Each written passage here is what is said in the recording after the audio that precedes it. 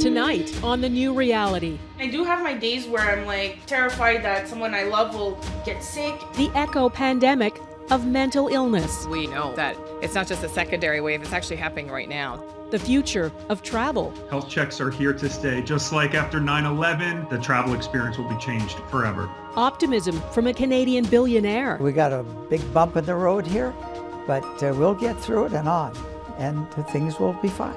Deliver us from evil. I'm hoping that people who use these apps begin to realize how it affects the restaurants they think they're supporting. And keeping the faith. We're learning to do ministry in a completely different way.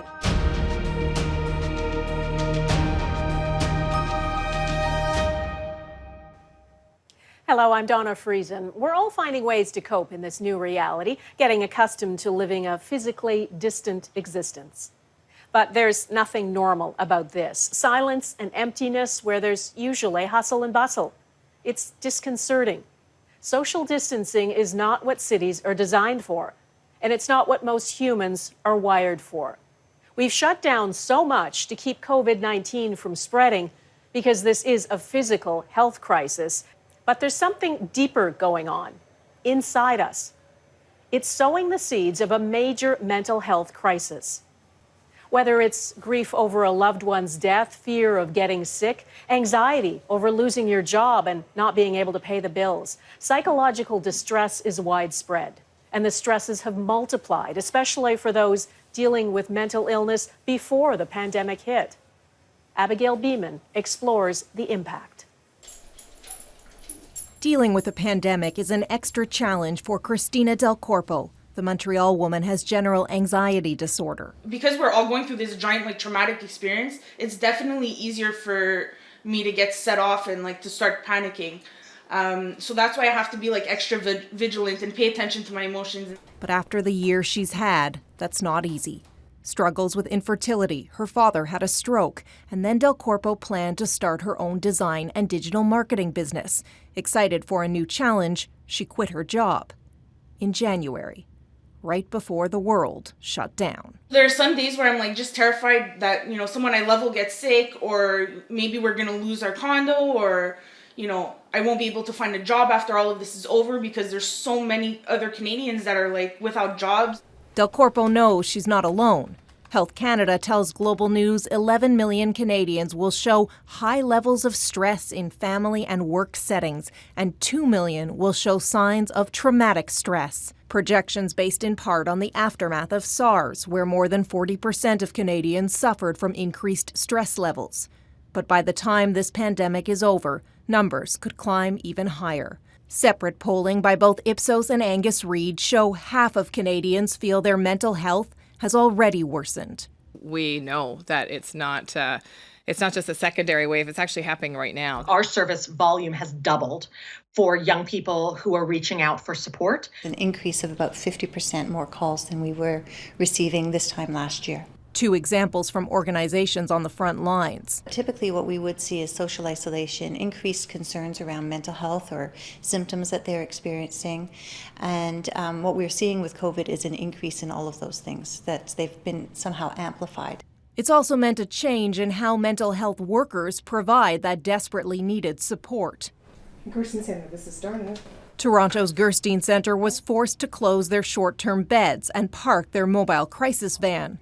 Now they're focused on calls and wellness check outreach, but it's not the same. As soon as we can get back to face-to-face, the better. Yeah. These staff take calls for 12 hours a day.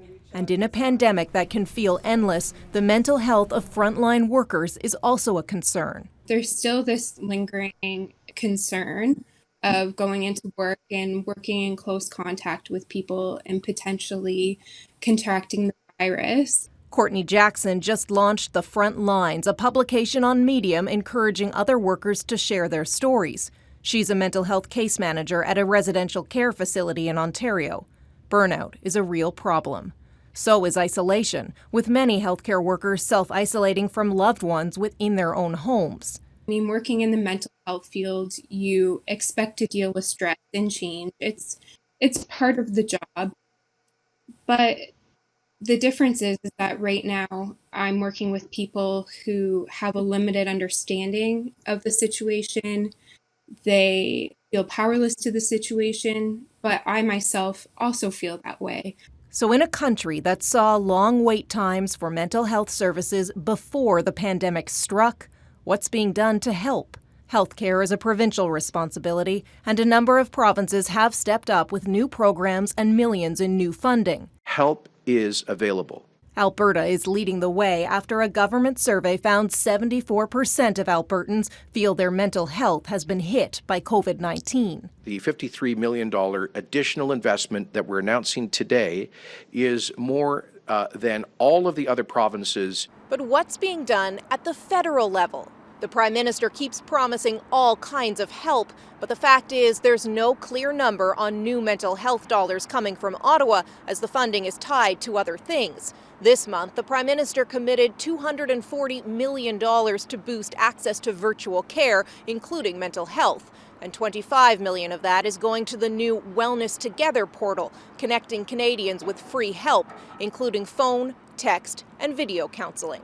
There will be more to do, and we know that this secondary pandemic, if you will, is just as in many ways. As a matter of fact, I would say it's just as urgent as this one.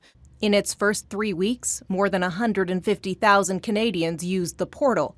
Help is offered via a number of partner agencies, not government employees. After 8,000 volunteers answered a call from Kids Help Phone, now the service known for helping kids is responsible for all the texts that come through the portal. Anybody that texts, whether they're a youth or they're an adult, will text 24/7 and reach one of our trained volunteer crisis responders. And those are volunteers that go through a rigorous training process, and they're overseen in real time by paid professional staff. But the site does ask you to provide your name and email. The agency overseeing it says there is help available without registering, and the data is only visible to the person submitting it, designed to be like a Fitbit. We know that outcomes with mental health improve if people are able to see their progress as they're moving. So that's the only reason it's there. Peter Cornish says they're working on a way to make registration optional as they brace for increased demand over the next few months. He says as it develops, peer mentorship will become more important. So that everyone can support each other better, which is why we came up with the name Wellness Together Canada. Christina Del Corpo is managing pretty well these days, and she wants to help others too. So she's been blogging. You didn't always feel this stressed out, this bad, and it's gonna pass. And just keep that in mind and keep pushing forward. And if you really need help, reach out to someone. The battle cry of this pandemic has been, we're all in this together. Or, put another way, you're not alone. Their focus is on caring for others, so their own mental health takes a back seat. Later on The New Reality, we meet an emergency room physician documenting her colleagues at work, hoping to create a permanent record of their sacrifice. I don't think that we're used to talking about our own needs, so us being afraid or us feeling vulnerable or us needing the time and the self-compassion, that's not something that we easily ask for because we're there to help them, and at the same time we feel very vulnerable ourselves, and that's very hard to talk about. The Victoria Day long weekend is usually the unofficial start of summer, but something feels a bit glum this year. Summer vacation plans are either canceled or in limbo, unless you were planning to stick close to home, because that's where most of us will be. An Ipsos poll conducted exclusively for Global News found even if they were allowed, only 20% of Canadians surveyed said they'd likely travel outside the country in 2020. 50% said they likely wouldn't. Slightly more people are open to domestic travel. 37% said they'd venture beyond their home province. Travel is at a standstill. Few industries have fallen as far, as fast, and when it does recover, things will look a lot different. Jackson Prosco explains. Over the years, Canadians Bob and Dorothy Grubb have taken more than a dozen cruises. Their last trip sailed right into a global health crisis.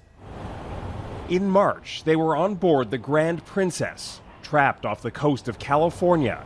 as a mysterious virus spread through the passengers and crew. They first noticed something wasn't right when their favorite waiter wasn't at dinner. One evening, he just wasn't there, and I asked what happened. Oh, he's off sick. Okay. So the next day he is back, and I said, oh, Xavier, good to see you back. I said, but you look tired. He said, I'm okay. The next day, Xavier isn't there. He's off sick again. Soon, the U.S. Coast Guard was airlifting COVID-19 test kits to the boat. The grubs were confined to their cabin, waiting for a plan to get off the ship and get home to British Columbia without getting sick. Off to our cabins, meals placed at our door with a knock on the door, and that was the end of any contact with people. Those were the first days of the pandemic, before every cruise ship stopped sailing, before air travel dropped a staggering 95%, before the Las Vegas Strip sat empty. It's safe to say travelers and the travel industry have never seen anything like this. So my last flight was on March 1st, and I can't remember a time I've gone this long without being in the sky. Brian Kelly is better known as the Points Guy, as founder of the travel website. He warns this shock to the system will lead to immediate and permanent changes to the way we travel. Should you expect that when you check into a hotel or get on a plane that someone's going to be taking your temperature? Health checks are here to stay. Just like after 9/11, lengthy airport checks were implemented. The same will be happening and is happening in the airline space. Right now, Emirates is actually doing instant COVID tests, and Etihad has temperature checks on their check-in kiosks, and those are just a couple of the ways that the travel experience will be changed forever. Air Canada will be the first airline in North America to do temperature checks on every passenger, not just to stop travelers from infecting each other, but because the public is nervous, very nervous, about getting back out there. I hope they don't think that things are going to be exactly as they were prior to COVID-19. Lori Pennington Gray is a professor in the Department of Tourism at the University of Florida. The school publishes a travel anxiety index.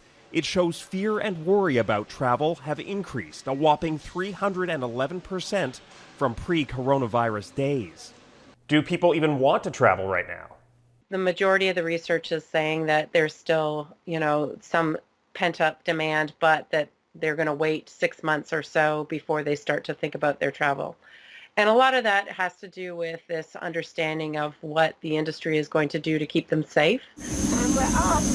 Here we go. Long before COVID-19, supermodel Naomi Campbell documented her own airplane disinfection routine. Back then, it seemed over the top. I do not care what people think of me. It's my health. Nobody's laughing now. At American Airlines, caring for you is our priority. Airlines have come to realize that deep cleaning is a must. So are masks for flight attendants and passengers. A company called Germ Falcon is developing equipment to disinfect the entire cabin between flights using ultraviolet light. Major hotel chains are partnering with name brand disinfectant manufacturers.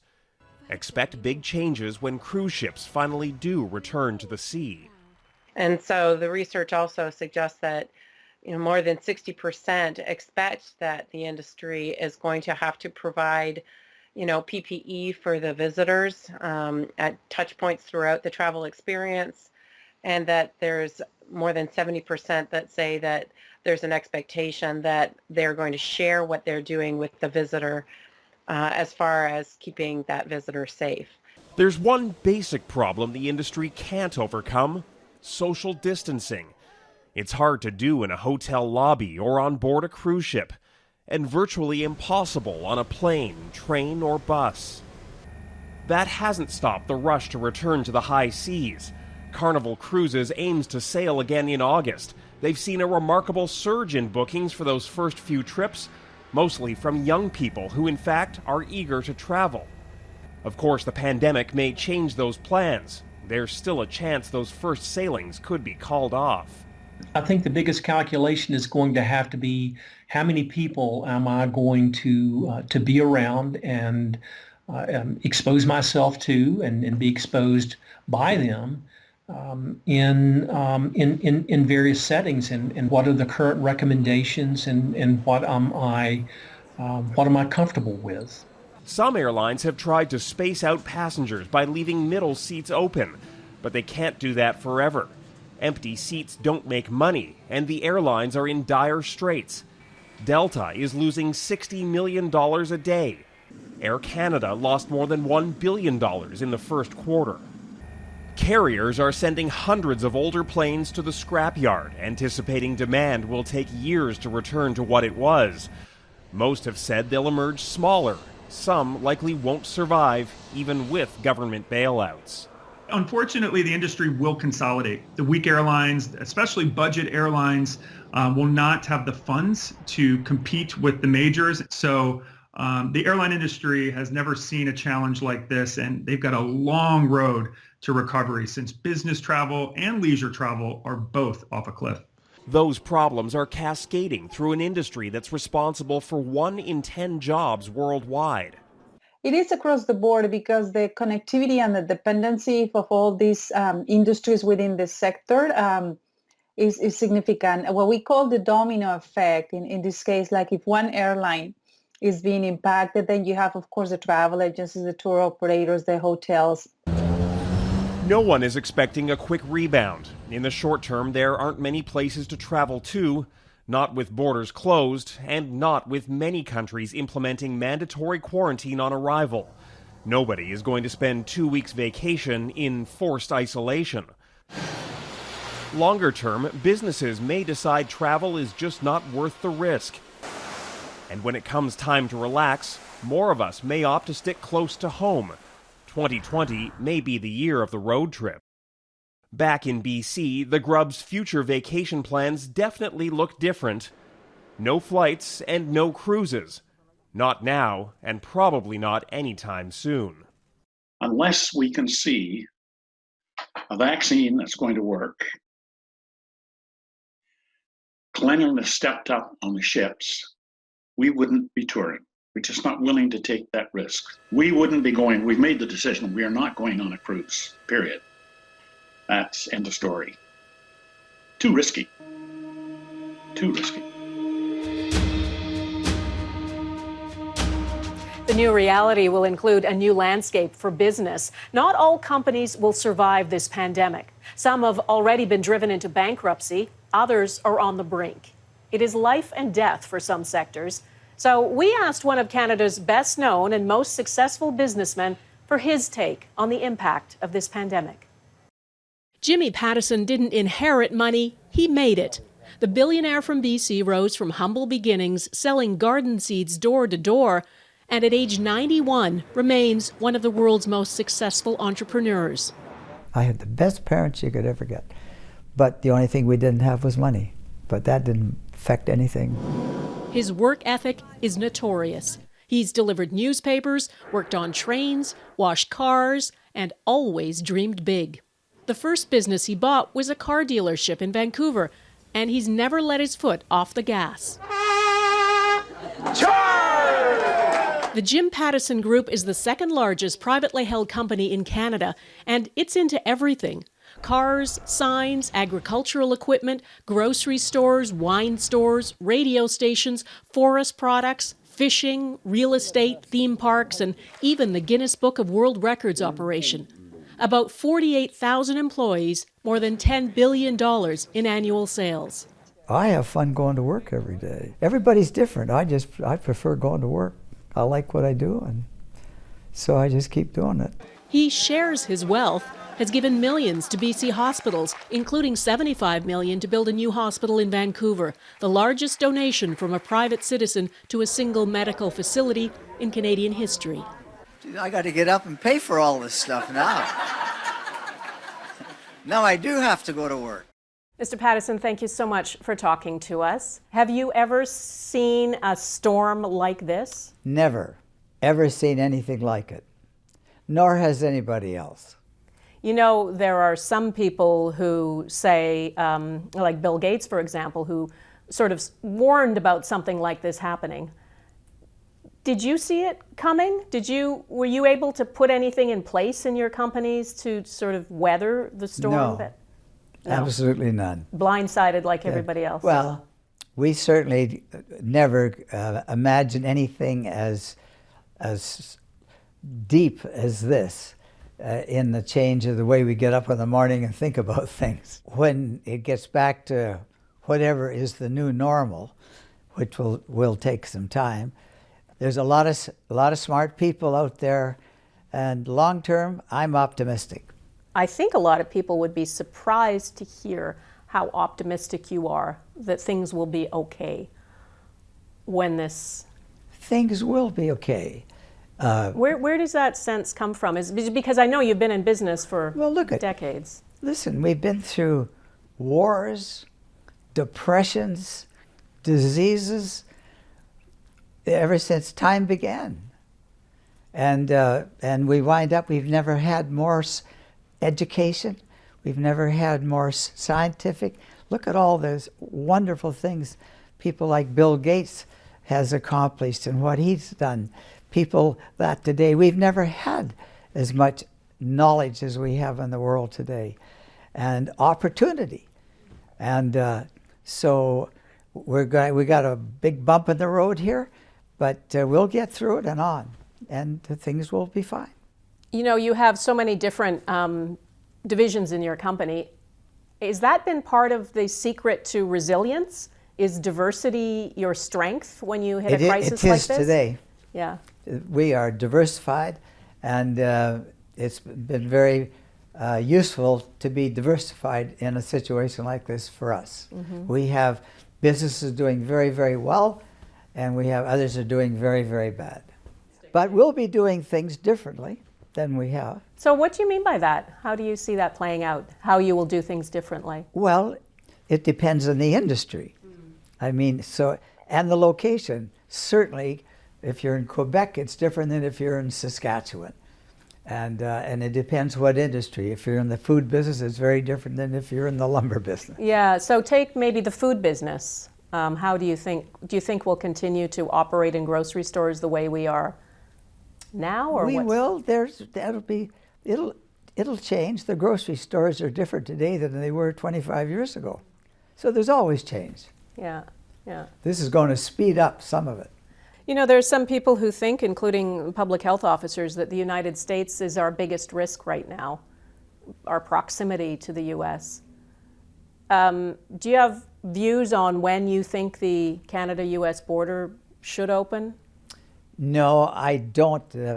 From a business point of view, the quicker the better, but it may not be the best for the population. Let me ask you about your own health. I mean, you're in the category of most risk right now for COVID-19. I am. Does it worry you? No. No? But I'm following the rules the best I can. Mm-hmm. What do you think the biggest lesson business will learn from this? I think it depends on what kind of business you're in, but I think it's important to be more conservative than more aggressive. In the approaches you take to the risk. Probably I'm using the wrong words here, but I think that when something like this that happens, that nobody's ever seen anything like it before, that when people start to talk about that are experts, it pays probably people like me or anybody else to pay a lot more attention to the experts or people that understand these kinds of things better than normally you would. My lesson, I guess, in life that I keep learning over and over is listen to the people that know more about what's going on than what you think you do or I do. Well, that's a lot of humility, right? Not everyone has that. Well, I'm just telling you, ask me a question, I'm giving you the answer. Humility. It's a good thing to have. Coming up, prayer in isolation. There's been a lot of heartache, but also some remarkable gifts as well. People of faith adapting how they worship. Hallelujah! And deliver us from evil. Those are the only customers left. Now, as this prolongs, it's going to be critical for our survival to be able to make some money. Why some restaurants say delivery apps are hurting their business.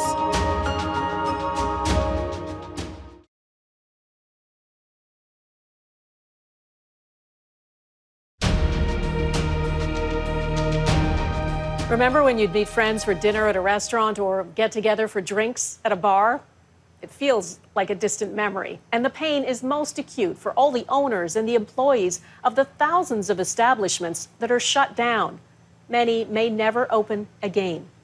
In Canada, the food service sector is a $93 billion industry. It employs 1.2 million workers. In normal times, 22 million customers are served across this country every day. When they are allowed to reopen, it won't be the same for restaurants and bars. Physical distancing will limit the number of customers. In the meantime, takeout and delivery is the only option. And as Sean O'Shea reports, food delivery apps are taking a big bite out of the bottom line. Until March was the best year ever. Our sales went up, our costs went down. We were expecting that, hey, this is the year that we're gonna make it. 2020 is gonna be our year. That is not the case anymore. The new decade started with great expectations. In the same way, Faraz Arafat took a risk, leaving a secure job and opening this 80-seat restaurant 4 years ago. Page One was named for his fresh start, his new chapter. It was and still is an entrepreneur's dream. Manual typewriters provide the atmosphere, writing machines from an earlier era. This is a place where students and creative types would normally sit and work, sometimes linger for hours, sipping coffee and indulging in sweets. Then suddenly, everything changed. But now it's a totally different game. There's no customers to attract. And we don't know how are we going to be able to maintain enough revenues to support all the costs and keep staff. An entire industry is now asking the same question from 1 week to the next as the COVID-19 pandemic persists. Restaurant owners are contemplating how to stay in business and are wondering what their business will actually look like once they're eventually allowed to reopen. For a time at least, there will certainly be fewer seats and tables. This in a business where traditionally consumers covet a crowd, so it's far from ideal. If you've got a 40-seat restaurant or a bar, that sometimes you want to have 50 people in the room in order to create the experience. And so things are going to be profoundly different, and no matter what happens, there's going to be casualties. Casualties no one could have predicted a year ago. May 2019, before the term physical distancing would become part of our lexicon. Toronto Raptors fans were engrossed in a playoff run, one that captured the imagination of an entire hoop-hungry nation. Fans never expected much space of their own as they crowded in and stood glued to watch a big screen. In bars, customers were grateful just to get in the door in the hope of witnessing history. Now, over a short but agonizing few weeks, coffee shops, restaurants, and bars have closed, some for good. Others say they'll be back. The rest struggle to remain open, serving takeout and delivery customers. Now, as this prolongs, it's going to be critical for our survival to be able to make some money. Making some money means relying on delivery apps, names like DoorDash and Skip the Dishes. You've done it by ordering from local restaurants in their time of need. Among all names in the food delivery business, the behemoth is Uber Eats. Every time I make an Uber delivery, I lose money. That's right. Restaurant Group executive Nick DiDonato says he's actually losing money selling more food. Uber Eats is now in a position to dictate almost what restaurants may survive and may not. Uber Eats charges restaurants the highest commissions in the industry, even though the company tells consumers that they won't have to pay to have their food delivered. Right now, Uber is not charging a customer who calls in for a delivery, but they are charging a restaurant 30% commission. That's the price restaurants pay to Uber when a customer places a delivery order. Other apps like DoorDash and Skip the Dishes charge somewhat less. And during the pandemic, competitors have made concessions. DoorDash have looked at the situation that this is not business as normal for restaurants and have actually cut their rates in half. Uber has done absolutely nothing for their restaurateur. The only thing we're doing, most restaurants are doing, if anything at all, is takeout and delivery. Restaurants prepared to criticize Uber publicly say the company is skimming too much off the top, something that might be considered improper in normal times, but much worse now. But I'm hoping that people who use these apps begin to realize how it affects the restaurants they think they're supporting, because it's not helping the restaurants. It's hurting restaurants right now. Many restaurants say for every $100 spent on a delivery order, they calculate the food cost at $30 or $32. The cost of labor to prepare the food, perhaps another $32. Then Uber's cut, another $30. Add it up, and some restaurants say the formula doesn't leave much behind for the restaurant owner. The average restaurant in Canada makes approximately 4% to the bottom line. To make matters worse, this Toronto restaurant with a location in Vancouver didn't get paid by Uber until 7 weeks after the pandemic started.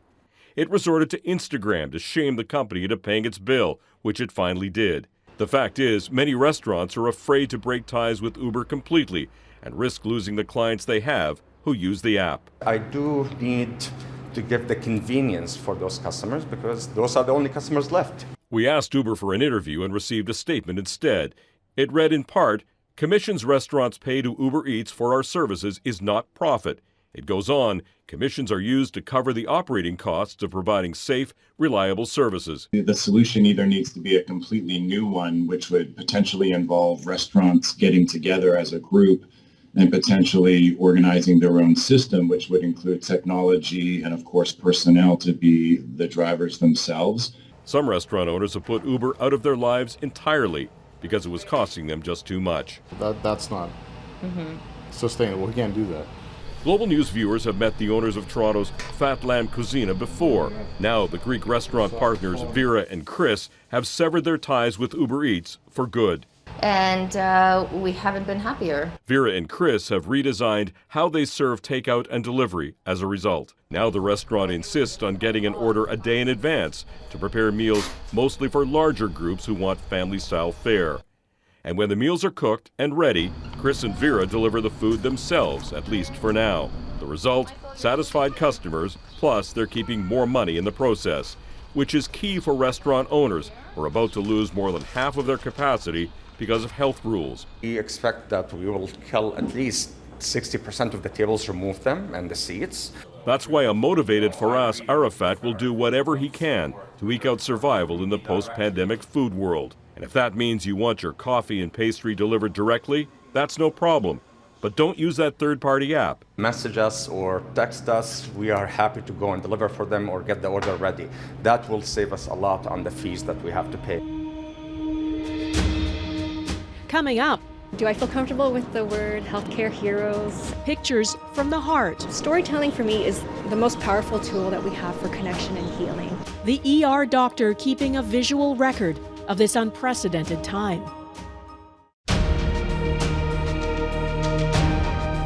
Dr. Dawn Lim's job is emergency medicine. She's on the front line treating patients with COVID-19, but there's another layer to what she does. After a shift or on her days off, she picks up her camera and turns it on her colleagues, capturing what few of us see, the care, the precision, and the unpredictability of what it takes to save lives. Dr. Lim wants to create a permanent record of how this pandemic plays out. She's shared her photographs with us. My name is Dr. Dawn Lim. I'm an emergency physician at the University Health Network, which is Toronto General Hospital and Toronto Western Hospital. My son is 4.5, almost 5, and my daughter is 16 months now. So every time I say goodbye, I close the door and my son's always waiting for me with my daughter and my husband. He bangs on the window and he says goodbye. He makes a little heart with his index finger and his thumb. And he tries to shout, "I love you, Mom," and goodbye, but that's what he means when he says that, to make sure that I'm brave. And as soon as I get back, everything comes off and goes straight into the wash. And I don't hug my kids. I don't say even hello to them until I've had a really long shower. When the fear of the pandemic and the unknown started, that's when we started actually talking to our colleagues who had gone through SARS and what was that like. And one of them told me that it was very hard for her team because afterwards, when the last patient was cured and they lifted the restrictions, it wasn't something that they talked about. And so I felt like this story couldn't be forgotten the same way that SARS was forgotten. Because we wanted to make sure that each person with COVID or suspected COVID had the minimal exposure to team members, the hospital actually created a team called the Code Delta team, which is an intubation team staffed by an anesthesia assistant, a nurse, and a staff anesthetist. They're checking their equipment, they're making sure they have all their medications, and they're making sure that they're completely covered and safe for the intubation. I felt at the very beginning, I thought maybe it was a crazy idea to try to document the pandemic, because I thought maybe people wouldn't be receptive. When I brought up this idea, that people were very supportive of it, and they knew that if we didn't talk about it, then the story would be forgotten, just like SARS. The patient is about to be intubated. It's very challenging, so they decompensate very quickly, so you pretty much have one shot to get the intubation before they get into trouble. And the person who's doing the intubation really wants to minimize any type of procedure that will increase aerosolization, so it's first shot, one shot, do it right. Usually we are used to dealing with patients who are very sick. That's not new, but patients with COVID, they look well until they don't look well, and that's been very scary. Visitors aren't allowed, and so when we do have patients who die, not being able to close that circle and have the family nearby has been really tough for the team. So she's got the baby monitor in her hand, and she's looking very carefully to see what the team needs. So if you imagine the face shields and the face mask, it's very hard to hear people. And then you've also got the wall of glass.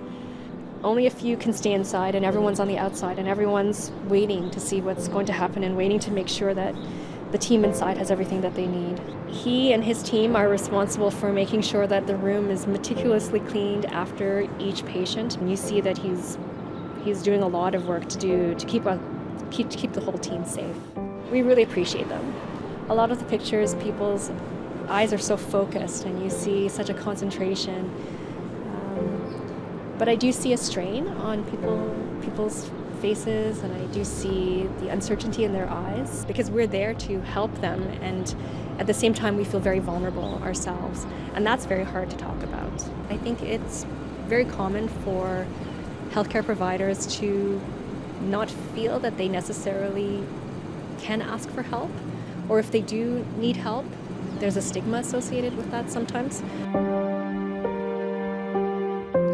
And this is the pause that our teams do at the time of death to pay respect to the patient. That pre-COVID, it was quite common to have the family members nearby, but this patient had only the medical team to say goodbye. So, you know, looking at this, I think this was a very special moment for this team as well, because they knew that they tried to do everything that they could, and still they lost the patient. So yeah, it's the time of death. So a very moving photo for the team as well. Storytelling for me is the most powerful tool that we have for connection and healing.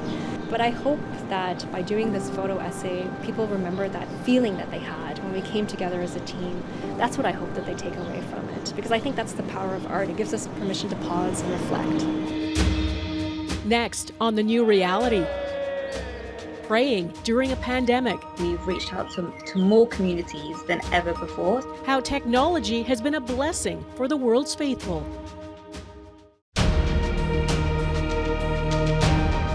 Millions of people gain strength and find solace, take comfort in the sense of community that faith and religious ceremony can provide. It's what so many rely on, especially in times of crisis. Now, with churches, mosques, and temples closed, the way we come together to pray, to grieve, to celebrate new life has had to change. Faith is a long game. And as Redmond Shannon explains, religions all over the world are learning new lessons on how to cope. Social distancing at the Western Wall. Face guards in the Far East. and honking for Jesus in the US South. God doesn't want us just to go back to normal. He wants us to go back to Him. Hallelujah! Hallelujah! The COVID-19 pandemic has changed how we worship. Gathering together is a fundamental part of prayer. Millions, possibly billions of worshippers have had to modify or totally suspend congregating. Some have resisted orders, trusting God before government, but most have bowed down for the greater good. Allahu Akbar, Allahu Akbar. Mecca's Grand Mosque has been almost deserted for Ramadan this year. It's definitely been a very different Ramadan for us this year, as it has been for, I'm sure, for everybody across the world, where we're normally used to it being a very community-spirited month. We're having to adapt to stay at home. Rokma Ahmed works with a UK charity that normally arranges huge gatherings, welcoming Muslims and non-Muslims to celebrate at giant iftar events, breaking the daily fast. But this year, it's all moved online. So where we would have our normal open iftar events, we've essentially just taken that virtually, and this is operated on Zoom and broadcast on our Facebook live stream channels as well. One thing that we've actually found is that we've reached out to more communities than ever before. So we've had people from Australia join our iftars, Oman, Uzbekistan, America. A different faith on a different continent, but the same sense of generosity. Volunteers at this Sikh temple in Surrey, BC are delivering thousands of meals to those who are isolated and to frontline workers. The Gurdwara's doors have been open to only 50 people a day, a restriction that affects more than just prayer. It's also actually social activities in the temples.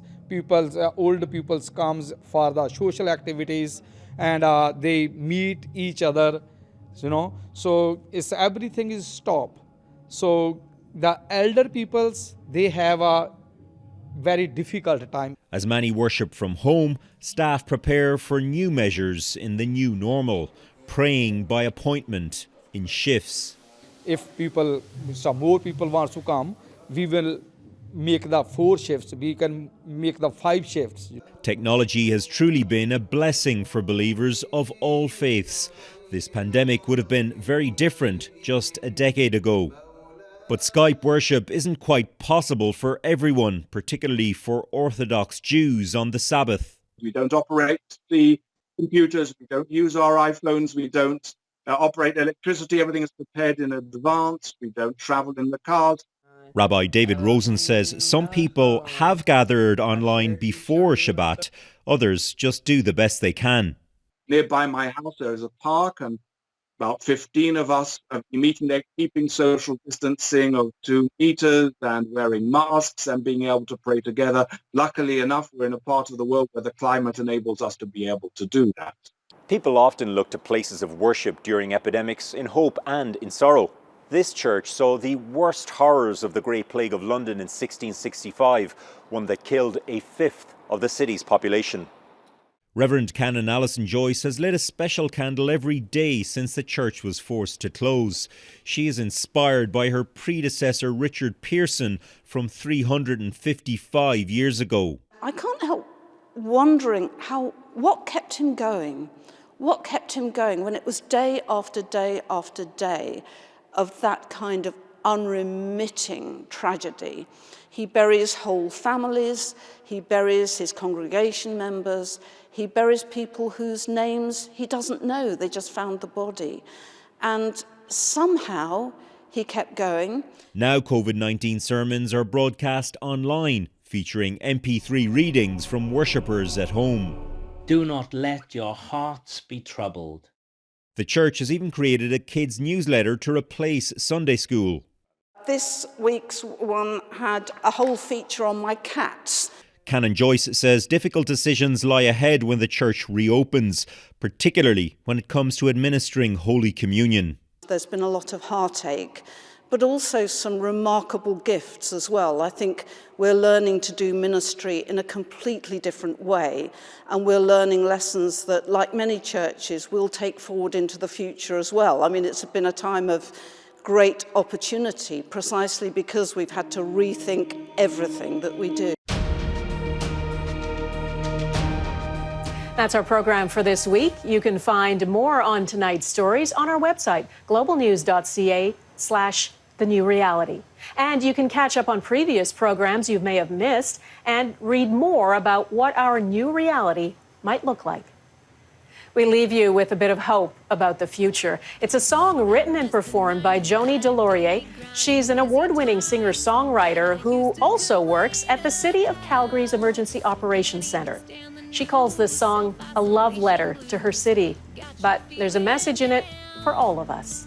Good night. One day we'll be hanging out in Inglewood, music at Ironwood, a table at the Nash, and one day we'll take a scooter through the downtown and hit a patio for beers on Stephen Ave. Just like it's always been, we'll get it back again. We're gonna make it through one day soon. Oh, oh. Coming up next, And one day we'll take a scooter through the downtown. the Canadian city with a hopeful message for us all. Just like